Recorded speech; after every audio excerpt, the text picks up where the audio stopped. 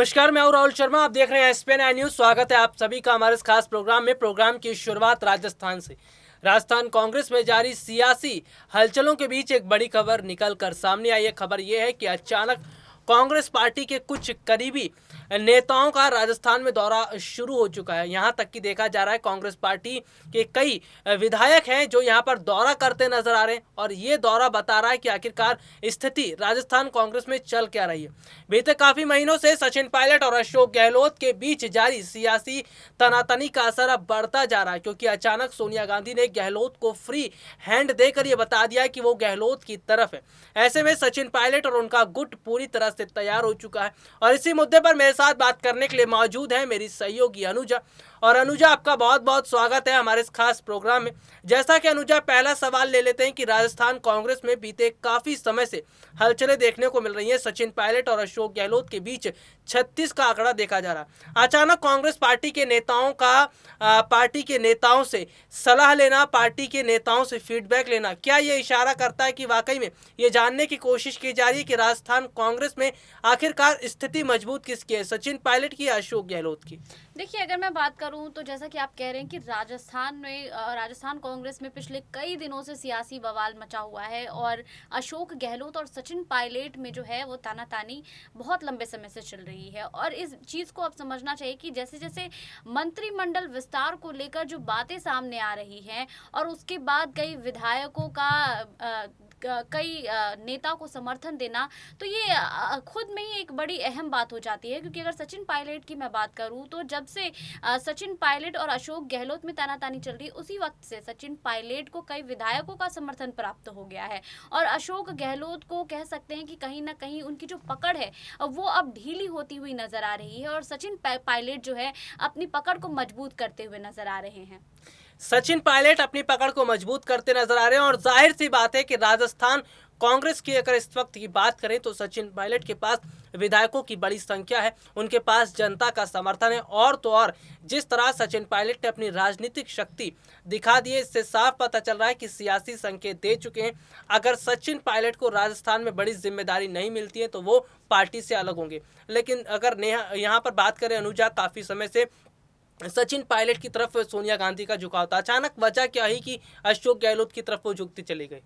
देखिए, अगर मैं यहाँ पर अशोक गहलोत की बात करूँ और सचिन पायलट की बात करूँ तो गौर करने की बात है, जब सेकेंड वेव कोरोना का आया था उस वक्त जो है वो अशोक गहलोत घर से बाहर नहीं निकलते थे, और उसी दौरान सचिन पायलट जो है कई विधायकों से मिलने जाते थे, उनके घर पर जाते थे, उनसे बात करते थे, और इसी तरह से वो अपने खुद को जो है वो मजबूत करते गए। और उसका असर अब देखने को मिल रहा है कि अब सचिन पायलट को कई विधायकों का समर्थन प्राप्त हो गया है।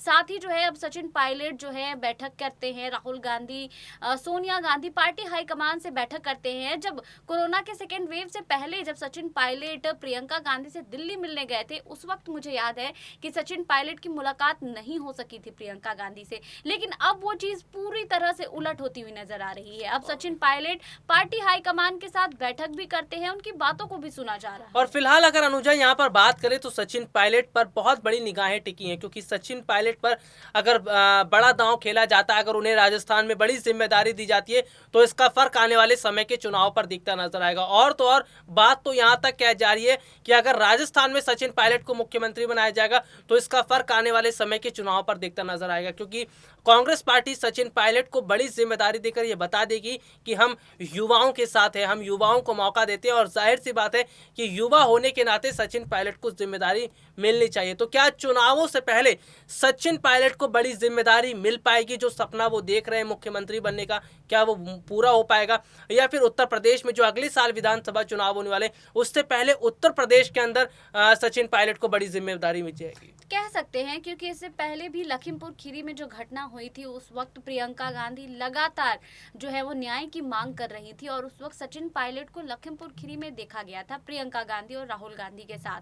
तो ये जरूर कह सकते हैं कि अब लगातार जब सचिन पायलट पार्टी में अच्छे पद की और सम्मान की बात कर रहे हैं, और उनकी बातों को नहीं सुना जा रहा है पिछले कई महीनों से, तो ये ज़रूर कह सकते हैं कि अब जब उनकी बातों को सुना जा रहा है तो या तो उन्हें उत्तर प्रदेश में कोई अहम जिम्मेदारी मिल सकती है, या फिर इस चीज़ को नहीं भूलना चाहिए कि राजस्थान में भी 2023 में चुनाव होने हैं, तो उससे पहले हो सकता है कि सचिन पायलट को बहुत बड़ी पार्टी में जिम्मेदारी मिल जाए। और अनुजा, अगर फिलहाल बात करें राजस्थान में अगर बड़ी जिम्मेदारी मिलती है तो इसका आने वाले समय के चुनाव पर क्या फर्क पड़ेगा? अगर उत्तर प्रदेश में बड़ी जिम्मेदारी मिलती है तो इसका कितना फर्क पड़ेगा? क्या दोनों जगह अगर अलग अलग जिम्मेदारियां मिल रही हैं तो दोनों जगहों का अलग अलग फर्क दिखता कांग्रेस पार्टी पर नजर आएगा? जी, कह सकते हैं। और गौर करने वाली बात यह है कि सचिन पायलट एक युवा नेता हैं और कांग्रेस पार्टी लगातार पार्टी में बदलाव कर रही है, नई रणनीति तैयार कर रही है और उस रणनीति के तहत युवाओं को काफी अहम जिम्मेदारी दी जा रही है। नहीं भूलना चाहिए कि कुछ दिनों पहले ही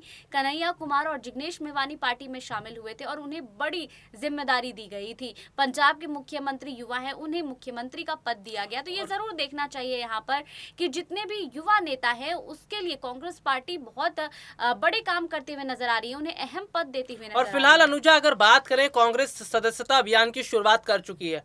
कांग्रेस ने इस सदस्यता अभियान के जरिए पार्टी में युवा नेताओं को शामिल करने का बड़ा बीड़ा उठाया। और खास तौर पर अगर मैं उत्तर प्रदेश की बात कर लेता हूं तो उत्तर प्रदेश के अंदर भी ये देखा जा रहा है कि वहां पर भी बड़े स्तर पर युवा नेताओं को शामिल किया जाएगा। अगर युवा नेताओं को बड़े स्तर पर पार्टी में शामिल किया जा रहा है तो क्या सचिन पायलट जैसे युवा चेहरों को जिम्मेदारी नहीं दी जानी चाहिए? अगर सचिन पायलट जैसे युवा को जिम्मेदारी दी जाएगी तो ये तो बहुत बड़ा भरोसा होगा, नहीं तो विश्वासघात कहलाया जाएगा।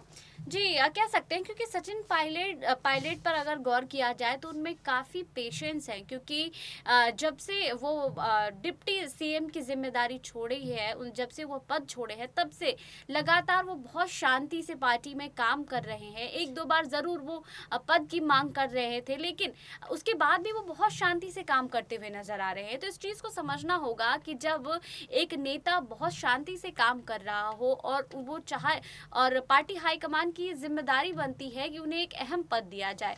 और चूंकि इस चीज को भी अब समझना चाहिए कि पार्टी जो है युवाओं पर अब दांव खेल रही है, युवाओं को अच्छे पद दे रही है, तो मुझे लगता है कि सचिन पायलट को भी पार्टी हाईकमान जो है बहुत अच्छे पद दे सकती है। यानी कि सचिन पायलट को मौका दिया जाना चाहिए। जाहिर सी बात है, अगर युवा नेताओं को मौका मिल रहा है तो सचिन पायलट जैसे नेताओं को जिम्मेदारी सौंपकर ये बता देना चाहिए कि सचिन पायलट जैसे नेताओं की कद्र हमें है और सचिन पायलट जैसा हीरा कांग्रेस के लिए बहुत बेहतर साबित हो सकता है। आज के लिए इतना ही, आपसे फिर मुलाकात होगी, तब तक के लिए इजाजत दीजिए, नमस्कार।